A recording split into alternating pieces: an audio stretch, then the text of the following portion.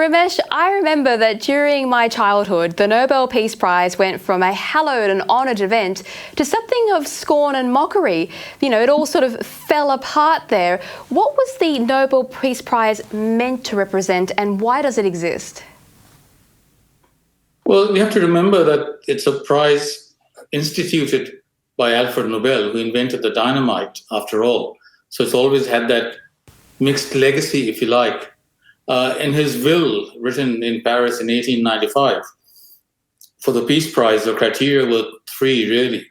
Should be awarded to the person who shall have done the most or the best work for fraternity between nations, for the abolition or reduction of standing armies, and for the holding and promotion of peace congresses.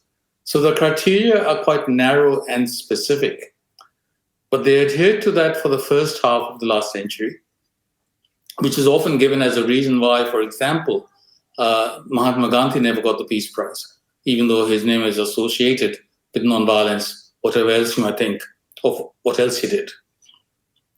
But then since the Second World War, the criteria have been interpreted, shall we say, progressively, expansively. Now, there's a couple of other things that are different about the Peace Prize compared to more or less all the other Nobel Prizes. This is the only one that's awarded by the Norwegians. The rest are awarded by the Swedish academies. Consequently, the award ceremony is also held in Oslo, whereas the rest are held in Stockholm. And this is the one that seeks to reward, in the main, people for their achievements in the preceding year, whereas the others go and look back over a long time, over a lifetime set of things. If you think of the Literature Prize or the Science Prizes, think of my Vice Chancellor, the former Vice Chancellor, Brian Schmidt, lifetime work in terms of his contributions to astrophysics. This makes it difficult for the Peace Prize to get it right, because 1 year opportunity most of the time is quite narrow, and by the time they give the prize, compared to the calendar for when the nominations are called for and closed, which begins in September, nominations must be received by midnight 31st January, in other words, effectively 1st February, Oslo time. And then from then, 1st February through to October, when they announce the prize, they narrow down the list, shorten the list progressively. But I assume they have an army of researchers at their command who go through it, and then they look at it and come up and announce the prize sometime in around 10th October in that time.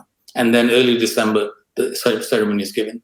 So these make it distinctive, but it has also meant that quite often the short-term appreciation of people's contributions is at odds with their lifetime of positives and negatives on that. And so you get the odd phenomenon of peace prizes for people like Yasser Arafat or Henry Kissinger, some others whose contributions, shall we say, to peace stretches the meaning of peace when you extend it to environmental factors or to indigenous rights. Even with human rights, it becomes a difficult issue. Now, the reason for that is, of course, these are noble efforts and endeavors. They reward noble sentiments. And there's no prize specifically for these efforts. So the human rights category extends quite a long time.